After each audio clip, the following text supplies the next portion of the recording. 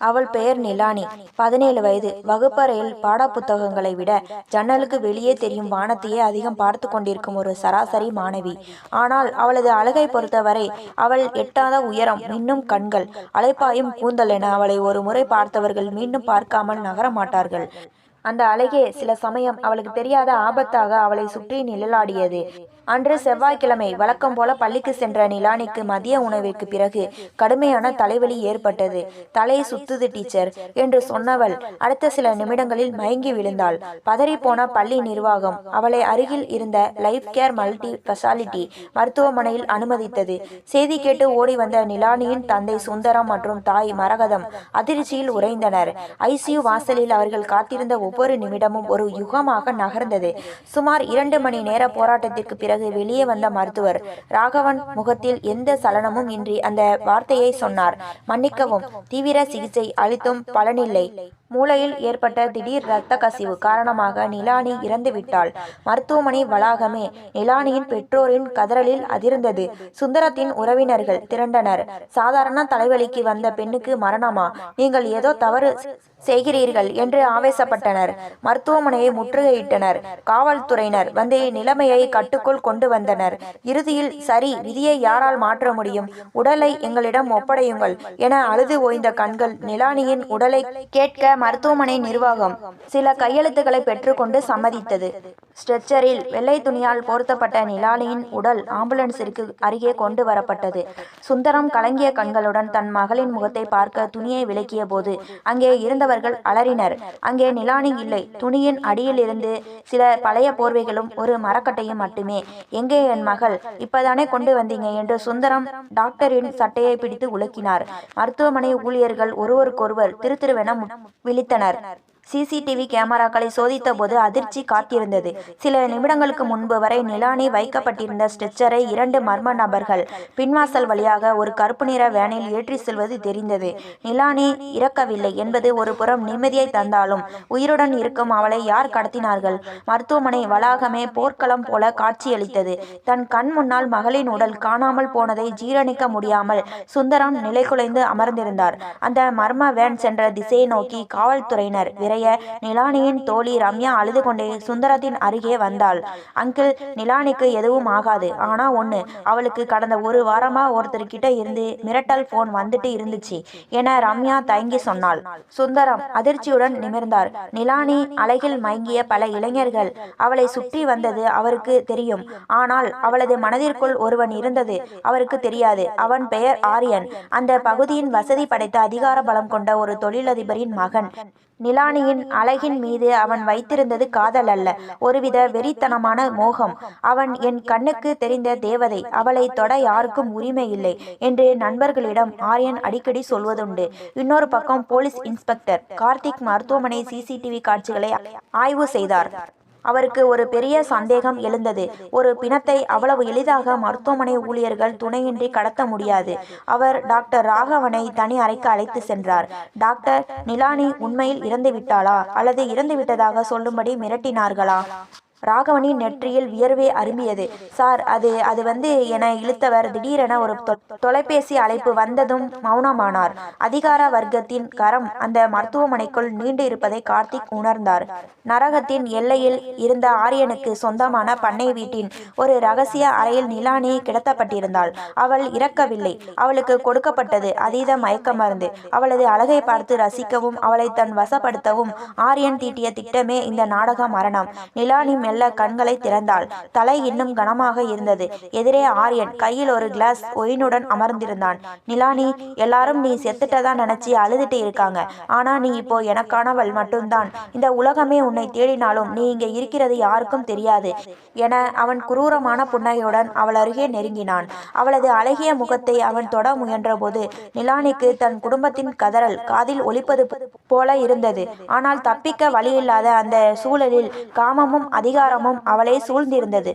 வீட்டில் நிலானியின் தாய் மரகதம், என் பொண்ணு உசுரோட தான் இருக்கா, என் மனசு சொல்லுது என்று சாமி அறையில் விழுந்து கிடந்தார். சுந்தரமோ தன் மகளை தேடி விக்னேஷ் என்ற நிலானியின் பள்ளி தோழனுடன் இணைந்து ரகசியமாக செயல்பட தொடங்கினார். விக்னேஷ் நிலானியை உண்மையாக நேசிப்பவன். ஆனால் அவனது ஏழ்மை நிலானிக்கு தெரியாமல் இருந்தது. சார், நிலானியை கடத்தினது ஆரியனாதான் இருக்கும். அவன் காசுக்காக எதையும் செய்வான் என விக்னேஷ் துப்பு கொடுக்க கதை இப்போது ஒரு பயங்கரமான திருப்பத்தை நோக்கி நகர்ந்தது. இன்ஸ்பெக்டர் கார்த்திக் நிலானியின் மருத்துவ அறிக்கையை சோதித்தபோது அதில் ஒரு விசித்திரமான விஷயம் சிக்கியது. நிலானிக்கு தலைவலி வந்ததற்கு காரணம் சாதாரண உடல்நலக்குறைவு அல்ல, அவளது உணவில் கலக்கப்பட்ட ஒரு மெதுவான விஷம். அப்படியென்றால் நிலானியை வீழ்த்தியது ஆரியன் மட்டுமல்ல, அவள் வீட்டுக்குள்ளேயே இருக்கும் ஒரு கருப்பு ஆடா. ஆரியனின் பண்ணை வீட்டில் நிலானி ஒரு கூண்டில் அடைக்கப்பட்ட பறவையைப் போல நடுங்கிக் கொண்டிருந்தாள்.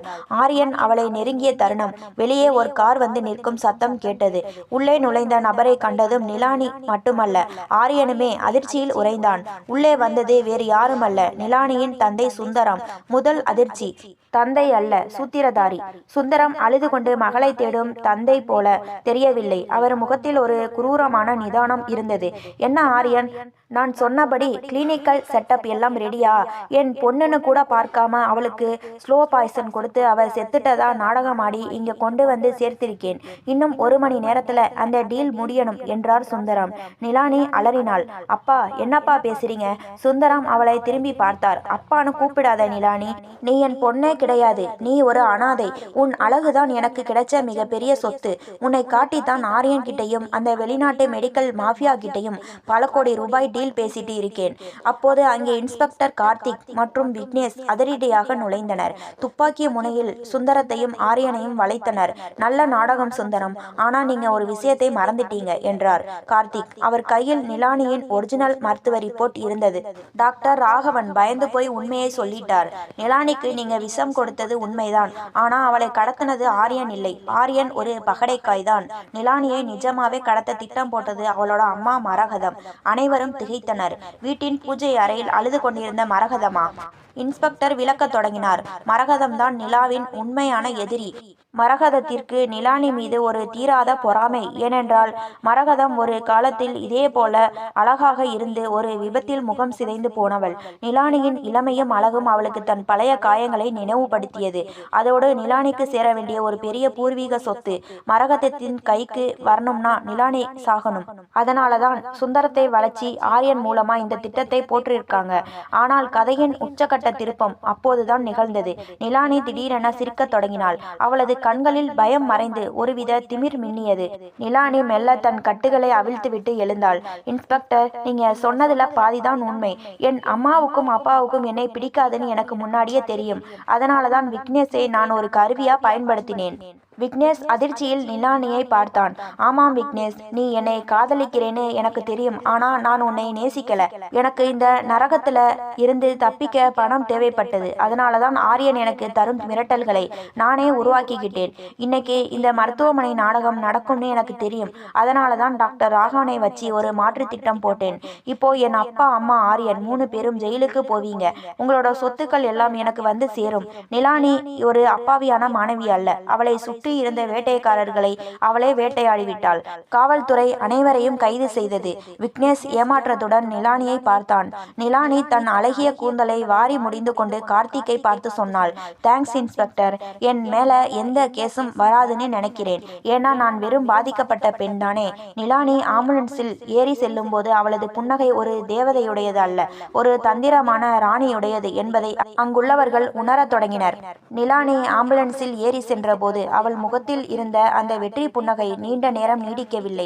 காவல்துறை ஜீப்பில் சுந்தரமும் ஆரியனும் கொண்டு செல்லப்பட விக்னேஷ் மட்டும் அனாதையாக அந்த பண்ணை வீட்டின் வாசலில் நின்று கொண்டிருந்தான். ஆனால் நிலானி சென்ற ஆம்புலன்ஸ் பாதியில் நின்றது. ஓட்டுநர் சீட்டில் இருந்தவன் முகமூடியை கழட்டினான். அவன் டாக்டர் ராகவன். நிலானி, நாம பிளான் பண்ண மாதிரியே எல்லாம் நடந்துடுச்சு.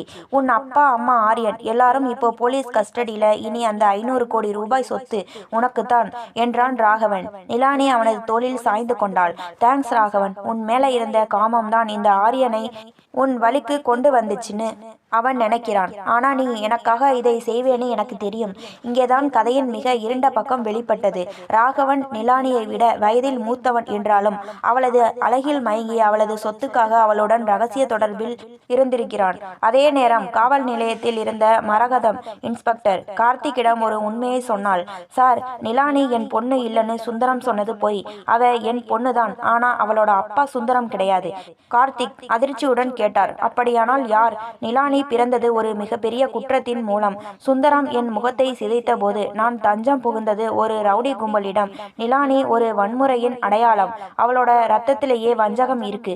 அவ இப்போ ராகவன் கூட சொத்தை அடைய பார்க்கிறா. ஆனா அந்த சொத்து பேப்பர்ல நான் ஒரு ரகசியத்தை செஞ்சு வச்சிருக்கேன். பண்ணை வீட்டின் ஒரு பாதுகாப்பான அறையில் நிலானியும் ராகவனும் சொத்து பத்திரங்களை ஆவலுடன் திறந்தனர். ஆனால் அந்த பெட்டிக்குள் இருந்தது வெறும் காகிதங்கள் அல்ல. அங்கே ஒரு லேப்டாப் இருந்தது.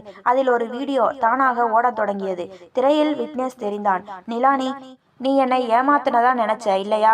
நீ ராகவன் கூட பழகுனது உன் அப்பாவுக்கு விஷம் கொடுக்க திட்டம் போட்டது எல்லாத்தையும் நான் முன்னாடியே தெரிஞ்சுக்கிட்டேன். நீ யாரை அனாதைன்னு நினைச்சியோ அந்த விக்னேஷ் தான் இந்த சொத்துக்களின் உண்மையான வாரிசு.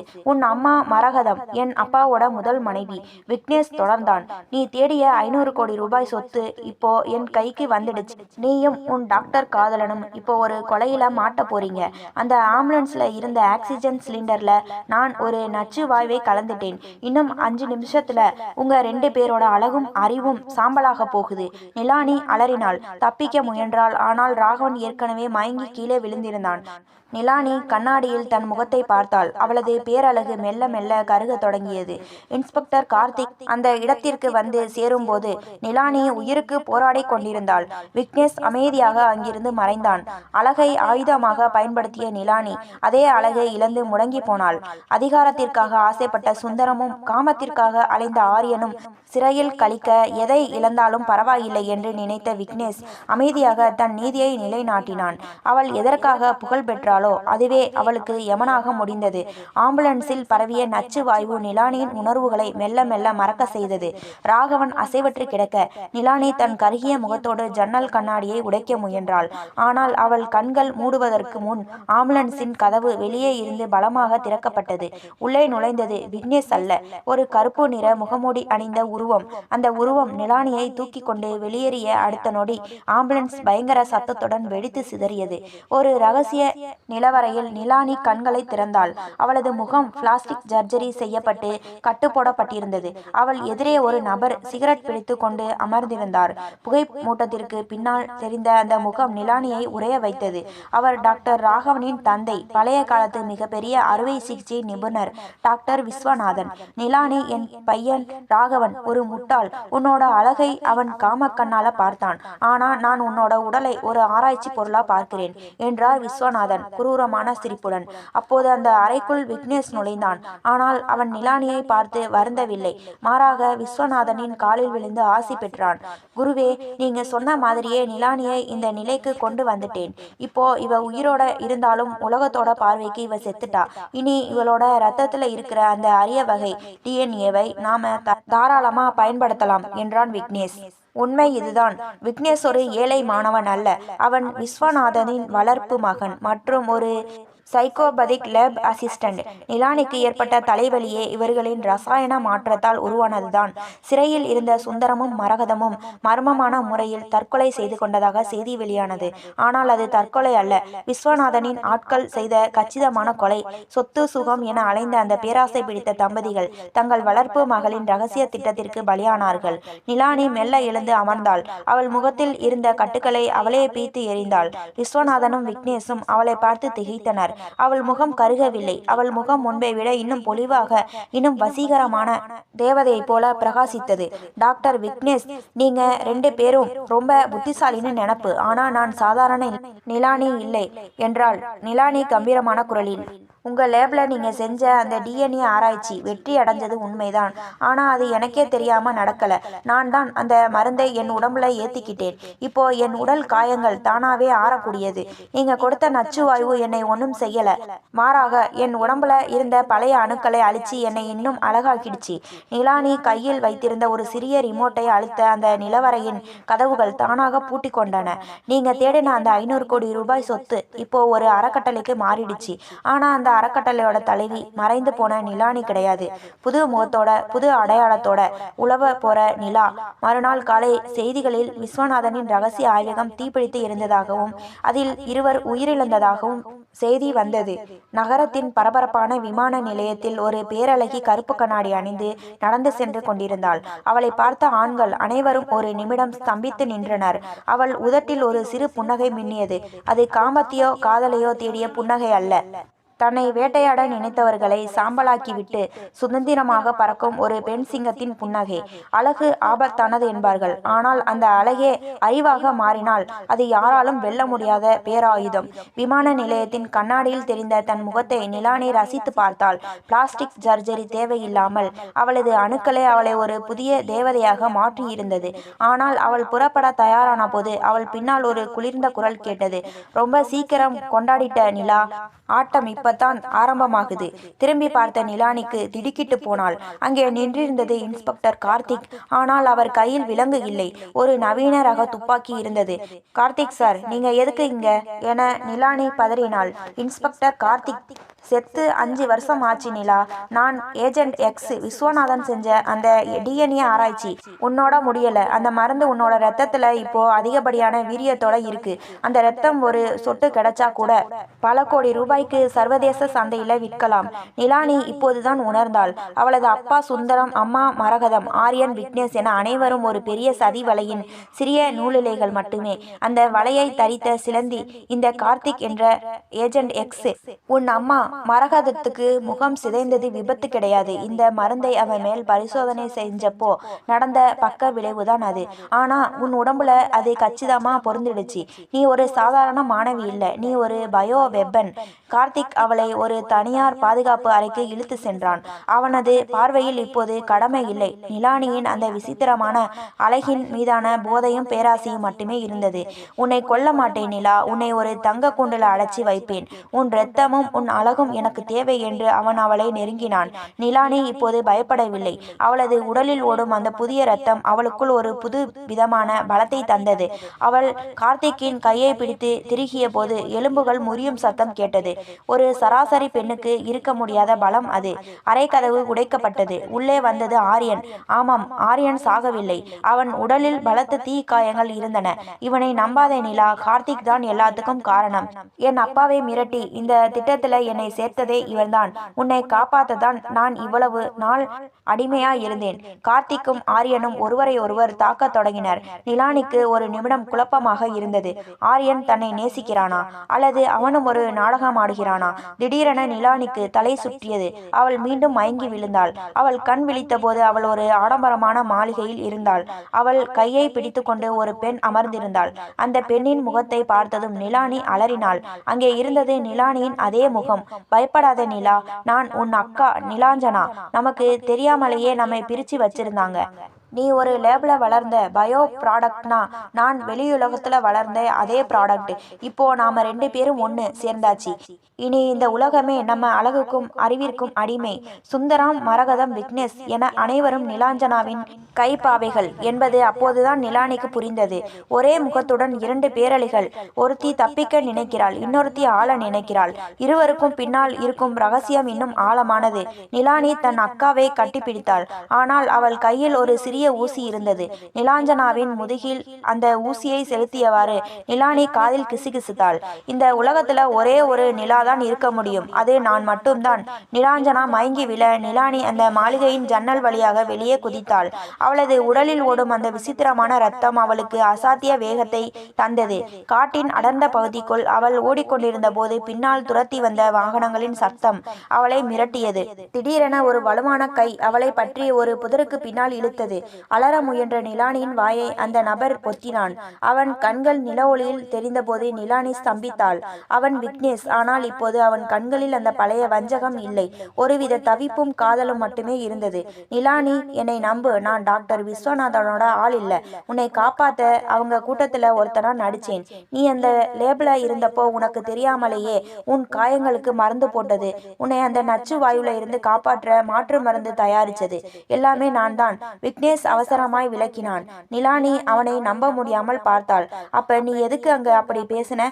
விக்னேஷ் அவளது கைகளை மென்மையாய் பற்றினான். அப்படி பேசலனா அவங்க உன்னை அங்கேயே கொன்னிருப்பாங்க நிலானி. உன் அழகு உனக்கு ஆபத்துன்னு அவங்க நினைச்சாங்க. ஆனா எனக்கு அந்த அழகுக்குள்ள இருக்கிற உன்னோட அந்த அழகான மனசுதான் பிடிச்சிருந்தது. ஸ்கூல்ல நீ என்னை ஒரு சாதாரண ஏழை பையனா பார்த்தப்போ கூட உன் கண்ணுல ஒரு கருணை இருந்தது. அதுக்காகத்தான் நான் இவ்வளவு நாடகம் ஆடினேன். வனத்தின் நடுவே ஒரு நிமிடம், அந்த அடர்ந்த காட்டின் மரண பயத்திற்கு நடுவே இருவருக்குள்ளும் ஒரு நெருக்கம் உருவானது. நிலானி முதன்முறையாக தன்னை ஒரு பொருளாகவோ ஆராய்ச்சி கருவியாகவோ பார்க்காத ஒருவனை சந்திக்கிறாள். விக்னேஷின் ஸ்பரிசம் அவளுக்கு ஒரு பாதுகாப்பான உணர்வை தந்தது. உன்னோட இந்த தேவதை முகத்தை விட நீ சாதாரணமாக இருந்த நிலானியா என் கூட இருந்தா போதும் என்றான் விக்னேஷ். அவன் நிலானியின் நெற்றியில் மென்மையாக முத்தமிட்டான். அதுவரை காம பார்வையை சந்தித்து வந்த நிலானிக்கு அந்த முத்தம் ஒரு புது உயிர் கொடுத்தது. ஆனால் அவர்களது அமைதி நீடிக்கவில்லை. நிலாஞ்சனா குணமாகி எழுந்துவிட்டாள். அவளது ஆட்கள் காட்டை சூழ்ந்தனர். விக்னேஷ், நீ என் தங்கச்சியை திருடிக்கிட்டு போக பார்க்கிறியா? நிலாஞ்சனாவின் குரல் ஸ்பீக்கரில் ஒலித்தது. நிலானி, அவன் கிட்ட இருக்கிறது காதல் இல்ல, உன்னை அடைய அவன் போடுற அடுத்த பிளான். அவன் கையில இருக்கிற அந்த வாட்சை பாரு. நிலானி சட்டென விக்னேஷின் கையை பார்த்தாள். அதில் ஒரு சிறிய சிக்னல் லைட் எரிந்து கொண்டிருந்தது. அது ஒரு டிராக்கர். விக்னேஷ் அதிர்ச்சி அடைந்தான். நிலானி, இது நான் வச்சது இல்ல. அவங்க எனக்கே தெரியாம அவன் பேசி முடிப்பதற்குள் ஒரு ஹெலிகாப்டர் அவர்களுக்கு மேலே வந்து நின்றது. நிலானி விக்னேஷை பார்த்தாள்.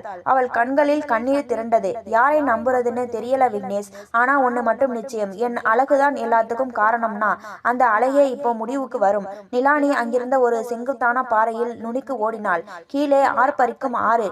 விக்னேஷ், உன் காதல் உண்மையா இருந்தா அடுத்த பிறவியில சந்தி என சொல்லி அவள் கீழே குதித்தாள். விக்னேஷ் கத்தினான். நிலானி, வேண்டாம். அவன் யோசிக்காமல் அவளை காப்பாற்ற அவளுடன் சேர்ந்து ஆற்றில் குதித்தான். ஆற்று வெள்ளம் இருவரையும் அடித்து சென்றது. நிலாஞ்சனா ஆவேசத்துடன் கரையில் நின்றாள். அவங்க உடம்பு கிடைச்சே ஆகணும். அந்த ரத்தம் வீணாக கூடாது. ஆற்றின் ஒரு ஒதுக்குப்புறமான கரையில் விக்னேஷ் நிலானியை தூக்கி கொண்டு கரையேறினான். நிலானி மூச்சு பேச்சில்லாமல் கிடந்தாள். அவளது முகம் மெல்ல மெல்ல மாறத் தொடங்கியது. அந்த பயோ மருந்தின் வீரியம் குறையத் தொடங்கி அவள் மீண்டும் பழைய சாதாரண நிலானியாக மாறிக்கொண்டிருந்தாள். அவள் கண் விழித்த போது விக்னேஷ் அவளை இறுக கட்டியணைத்து கொண்டான். இப்போ நீ வெறும் நிலானி மட்டும்தான், யாருக்கும் தேவையில்லாத சாதாரண பெண். ஆனா எனக்கு நீதான் எல்லாமே. நிலானியின் பேரழகு மறைந்து விட்டது. ஆனால் அவளுக்கு உண்மையான காதல் கிடைத்தது.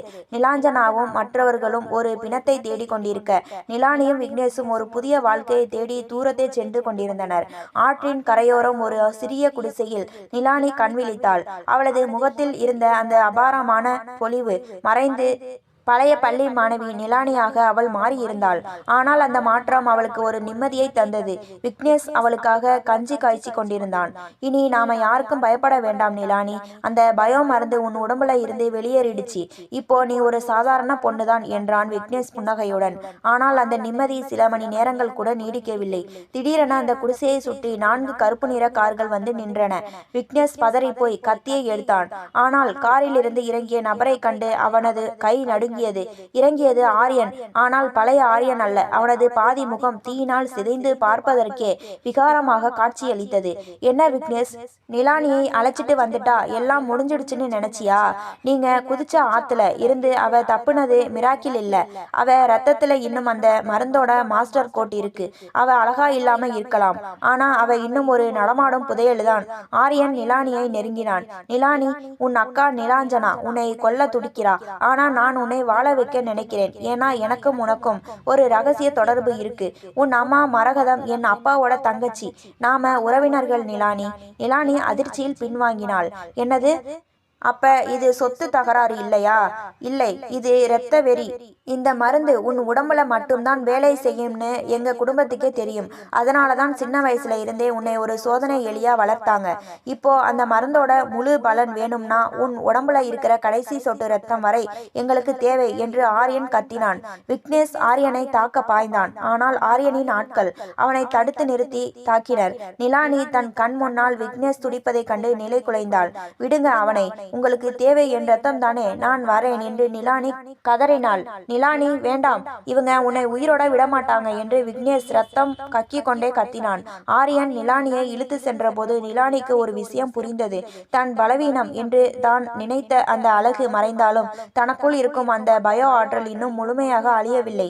அவளது கண்கள் லேசாக பிரகாசிக்க தொடங்கினது. திடீரென நிலானி ஆரியனின் கையை பற்றினாள். ஆரியன் அலறினான். நிலானியின் உடலிலிருந்து ஒரு மின்சாரம் பாய்வது போல ஆரியனின் உடல் துடிக்க தொடங்கியது. நீங்க எல்லாரும் என் ரத்தத்தை தேடினீங்க. இப்போ அந்த ரத்தத்தோட உண்மையான சக்தியை பாருங்க. நிலானியின் உடலில் இருந்த அந்த மருந்து அவளது கோபத்தால் மீண்டும் தூண்டப்பட்டது. ஆனால் இம்முறை அது அவளுக்கு அழகை தரவில்லை, ஒரு பேரழிவை தரும் சக்தியை தந்தது. அந்த சின்ன குடிசையை சுற்றி ஒரு காந்தப்புலம் உருவானது. ஆரியனும் அவனது ஆட்களும் அந்த சக்தியை தாங்க முடியாமல் நிலை குலைந்து விழுந்தனர். நிலானி விக்னேஷை தூக்கி கொண்டு அந்த இடத்திலிருந்தே மாயமாய் மறைந்தாள். அடுத்த நாள் அந்த இடம் ஒரு பாலடைந்த சுடுகாடு போல காட்சியளித்தது. நிலானி இப்போது ஒரு சாதாரண பெண்ணும் அல்ல, வெறும் தேவதையும் அல்ல. அவள் ஒரு சூப்பர் ஹியூமனாக மாறி இருந்தாள். அந்த குடிசையில் நடந்த சம்பவத்திற்கு பிறகு நிலானியும் விக்னேஷும் ஒரு மலை கிராமத்தில் தஞ்சம் புகுந்தனர். நிலானியின் உடலில் ஏற்பட்ட மாற்றம் அவளுக்கே அச்சத்தை தந்தது. அவள் எதை தொட்டாலும் அதில் ஒரு அதிர்வு உண்டானது. அவளது கண்கள் சில நேரங்களில் ஊதா நிறத்தில் மின்னின. விக்னேஷ், நான் ஒரு மனுஷியா இல்ல, அரக்கனானே எனக்கே தெரியல. என் அழகு போனாலும் பரவாயில்லைன்னு நினைச்சேன். ஆனா இப்போ எனக்கு கிடைச்சிருக்கிற இந்த சக்தி என்னை பயமுறுத்துது என்று நிலானி விம்மி அழுதாள். விக்னேஷ் அவளை தேற்றினான். நிலானி, கத்தி ஆபத்தானதுதான், ஆனா அது யாருடைய கையில் இருக்கிறது தான் முக்கியம். நீ இதை ஒரு வரமா நினை. உன்னை வேட்டையாட நினைக்கிறவங்களுக்கு இதுதான் சரியான பாடம். அவர்களது அமைதியை நிலஞ்சனாவின் குரல் கலைத்தது. ஆனால் இம்முறை அவள் நேரில் வரவில்லை. கிராமத்தின் பொது அறிவிப்பு ஒலிபெருக்கி வழியாக அவள் பேசினாள். நிலானி, நீ அங்கத்தான் இருக்கன்னு எனக்கு தெரியும். உன் கூட இருக்கிற விக்னேஷ் யாருன்னு உனக்கு தெரியுமா? அவன் ஒரு ஸ்லீப்பர் செல். டாக்டர் விஸ்வநாதன் அவனை தயார் செஞ்சதே உன் சக்தியை தூண்டுவதற்காகத்தான். இப்போ உன் உடம்புல இருக்கிற அந்த சக்திக்கு காரணமே விக்னேஷ் உனக்கு தெரியாம கொடுத்த அந்த ட்ரிக்கர் மருந்துதான். நிலானி அதிர்ச்சியுடன் விக்னேஷை பார்த்தாள். விக்னேஷின் முகத்தில் ஒரு மெல்லிய நடுக்கம் தெரிந்தது. இல்லை நிலானி, நான் என்று அவன் தயங்கினான். சொல்லு விக்னேஷ், இது உண்மையா? நிலானியின் குரலில் இடி முழங்கியது. விக்னேஷ் மெல்ல தலை குனிந்தான். ஆமா நிலானி, ஆரம்பத்துல நான் அந்த நோக்கத்துல தான் உன்னை அணுகுனேன். ஆனா உன் கூட பழக பழக உன் மேல எனக்கு உண்மையான காதல் வந்துடுச்சு. அந்த மருந்து உன் உயிரை காப்பாற்றணும்னு தான் நான் உனக்கு கொடுத்தேன். அது உன்னை இப்படி மாத்தும்னு நான் நினைக்கல. நிலானிக்கு தன் இதயம் நொறுங்குவது போல இருந்தது. தான் நேசித்த ஒரே மனிதனும் ஒரு திட்டத்தின் அங்கமாகத்தான் இருந்திருக்கிறான் என்பது அவளால் தாங்க முடியவில்லை. அவளது கோபம் உச்சத்தை அடைந்தது. அவளை சுற்றி இருந்த பொருட்கள் காற்றில் மிதக்க தொடங்கின. திடீரென அந்த மலை கிராமத்தை இராணுவ ஹெலிகாப்டர்கள் சூழ்ந்தன. இது நிலாஞ்சனாவின் ஆட்கள் மட்டுமல்ல, சர்வதேச மருந்து மாஃபியாக்களின் ஒரு பெரிய படை. அவர்களுக்கு நிலானி உயிரோடு தேவை. நிலாஞ்சனா ஒரு கவச வாகனத்தில் வந்து இறங்கினாள். நிலானி, இப்போதாவது என் கூட வந்துடு. விக்னேஷ் உன்னை ஏமாத்திட்டான். இனி உனக்கு யாரும் இல்ல. நாம 2 பேரும் சேர்ந்து இந்த உலகத்தையே ஆளலாம். நிலானி மெல்ல விக்னேஷை பார்த்தாள். பிறகு நிலாஞ்சனாவை பார்த்தாள். அவளது இதழ்களில் ஒரு குரூரமான புன்னகை அரும்பியது. நீ சொன்னது சரிதான் நிலாஞ்சனா, எனக்கு இனி யாரும் இல்லை. அதனால எனக்கு யாரை பற்றியும் கவலை இல்லை. நிலானி தன் கைகளை விரித்தாள். அவளது உடலிலிருந்து ஒரு நீல நில ஒளி பிளம்பு கிளம்பியது. அந்த பகுதி முழுவதுமே ஒரு பெரும் மின்சார புயல் தாக்கியது போல அதிர்ந்தது. ஹெலிகாப்டர்கள் ஒவ்வொன்றாக கட்டுப்பாட்டை இழந்து கீழே விழத் தொடங்கின. கலவரத்தின் நடுவே விக்னேஷ் நிலானியை நோக்கி ஓடி வந்தான். நிலானி, நிறுத்து. இந்த சக்தியை இப்படியே பயன்படுத்தினா உன் இதயம் வெடிச்சிடும். ஆனால் நிலானி அவனை தடுத்து நிறுத்தினாள். விக்னேஷ், நீ என்னை நேசிச்சது உண்மையா இருந்தா இப்போ இங்க இருந்து ஓடிடு. ஏன்னா இன்னைக்கு இங்க யாரும் உயிரோட மிஞ்ச போறது இல்ல. நிலாஞ்சனாவோட சேர்ந்து இந்த பயோ சாபமும் அழியணும். நிலானி நிலாஞ்சனாவை நோக்கி முன்னேறினாள். நிலாஞ்சனாவை முகத்தில் முதல் முறையாக மரண பயம் தெரிந்தது. ஒரு பெரும் வெடிப்பு சத்தம் அந்த மலையையே உலுக்கியது. புகை மூட்டம் அடங்கிய பிறகு அங்கே நிலானியோ நிலஞ்சனாவோ இல்லை. விக்னேஷ் மட்டும் அழுது கொண்டே அவளை தேடினான். அங்கே ஒரு சிறிய துண்டு சீட்டு மட்டும் கிடந்தது. அதில் நிலானியின் கையெழுத்தில் எழுதப்பட்டிருந்தது: அழகு ஒரு மாயை, சக்தி ஒரு பாரம், நான் தேடியது சுதந்திரம் மட்டும்தான். அந்த மலை கிராமமே உருக்குலைந்து போயிருந்தது. ஹெலிகாப்டர்களின் சிதைவுகளும் கருகிய மரங்களும் அந்த பெரும் போருக்கு சாட்சியாக நின்றன. விக்னேஷ் வெறி பிடித்தவன் போல அந்த சாம்பல் குவியல்களுக்கு நடுவே நிலானியை தேடினான். ஆனால் நிலாஞ்சனாவின் கவச வாகனமும் நிலானியும் இருந்த தடம் தெரியாமல் அழிந்து போயிருந்தது. சாம்பலுக்கு அடியில் ஒரு சிறிய கருவி பீப் ஒளியுடன் மின்னிக் கொண்டிருந்தது. விக்னேஷ் அதை எடுத்து பார்த்தபோது அது நிலாஞ்சனாவின் டிஜிட்டல் டைரி என்பது புரிந்தது. அதில் ஒரு வீடியோ பதிவு தானாக ஓடியது. வீடியோவில் நிலாஞ்சனா குரூரமாக சிரிப்புடன் பேசினாள்: நிலானி, நீ என்னை அழிச்சிட்டதா நினைப்ப, ஆனா இந்த பயோசக்தி உன்கிட்ட மட்டும் இல்ல. அந்த லேப்ல நாம 2 பேரும் இருந்தப்போ நாம ஒரு பிணைக்கப்பட்ட இரட்டையர்களா மாத்துனாங்க. என்னோட இதயம் நின்னா உன் உடம்புல இருக்கிற சக்தியும் தானா செயலிழந்துடும். நீ என்னை கொன்னா நீயும் சாவ. விக்னேஷ் கதறினான். அப்படியென்றால் நிலானி தன்னைத்தானே அழித்து கொண்டாளா? 3 மாதங்களுக்கு பிறகு நகரத்தின் ஒரு மூலையில் இருக்கும் ஒரு சிறிய ஆதரவற்றோர் இல்லத்திற்கு ஒரு பெண் வந்தாள். அவள் முகம் ஒரு சாதாரண துணியால் மறைக்கப்பட்டிருந்தது. அவள் கையில் ஒரு பெரிய பணம் பரிமாற்ற பத்திரம் இருந்தது. அந்த இல்லத்தின் மேலாளர் அவளை வியப்புடன் பார்த்தார். யார் அம்மா நீங்க? இவ்வளவு பெரிய தொகையை தானமா கொடுக்கிறீங்களே? அந்த பெண் மெல்ல தன் முகத்திரையை விளக்கினாள். அங்கே இருந்தது நிலானி. ஆனால் அவளது முகம் இப்போது பேரழகியாகவோ அல்லது கருகிய முகமாகவோ இல்லை. ஒரு சாதாரண அமைதியான களங்கமில்லாத முகத்துடன் அவள் தெரிந்தாள். அவளது கண்களில் இருந்த அந்த ஊதா நிற ஒளி மறைந்து சாதாரண கருமை நிறம் திரும்பியிருந்தது. அவள் பின்னால் ஒரு நிழல் வந்து நின்றது. அது விக்னேஷ். நிலானி அவனை பார்த்து புன்னகைத்தாள். ஆமாம், அந்த பெரும் வெடிப்புக்கு முன் நிலானி சக்தியை முழுவதுமாக நிலாஞ்சினியின் மீது பாய்ச்சவில்லை. மாறாக நிலாஞ்சினியின் உடலில் இருந்த அந்த லிங்க் முறையை தன் சக்தியால் உடைத்தெறிந்தாள். அந்த வெடிப்பு ஒரு திசை திருப்பல் மட்டுமே. நீ வருவேன்னு எனக்கு தெரியும் விக்னேஷ், என்றாள் நிலானி. எப்படி நிலானி, நீ இறந்துட்டன்னு எல்லாரும் நினைச்சிருக்காங்க. விக்னேஷ் திகைத்தான். நிலானி அவனது கையை பற்றினாள். அந்த வெடிப்புல நிலாஞ்சனா அவளோட பேராசை அலைய அழிஞ்சு போனாள். அவளோட ஈகோ தான் அவளை கொன்னுடுச்சு. ஆனா என் உடம்புல இருந்த அந்த சக்தி அந்த வெடிப்போட வெப்பத்துல முழுமையா எரிஞ்சு போயிருச்சு. இப்போ நான் வெறும் நிலானி மட்டும்தான், நீ தேடின அந்த சாதாரண மாணவி. விக்னேஷ் அவளை கட்டிப்பிடித்து கொண்டான். இப்போ நாம என்ன செய்ய போறோம் நிலானி? அந்த 500 கோடி ரூபாய் சொத்து, அந்த சொத்து தான் இப்போ இந்த இல்லத்துக்கும் என்னை போல பாதிக்கப்பட்ட குழந்தைகளுக்கும் போய் சேர்ந்துடுச்சு. அந்த சொத்துல என் பெற்றோரோட துரோகமும் நிலாஞ்சனாவோட ரத்தமும் கலந்திருந்தது. அது எனக்கு வேண்டாம், என்றான் நிலானி உறுதியுடன். நிலானியும் விக்னேஷும் அந்த இல்லத்திலிருந்து வெளியே வந்தனர். தெருவோரம் இருந்த ஒரு கடையில் நிலானி ஒரு சாதாரண கண்ணாடியில் தன் முகத்தை பார்த்தாள். அவளை யாரும் இப்போது மொய்க்கவில்லை, யாரும் அடைய வேண்டும் என்று நினைக்கவில்லை. அவள் ஒரு கூட்டத்தில் ஒருத்தியாக மறைந்து போனாள். அவள் தேடிய அந்த அமைதி அவளுக்கு கிடைத்து விட்டது. அழகும் காமமும் அதிகாரமும் ஒரு பெண்ணை துரத்திய கதை ஒரு சாதாரண பெண்ணின் அமைதியான பயணமாக நிறைவடைந்தது.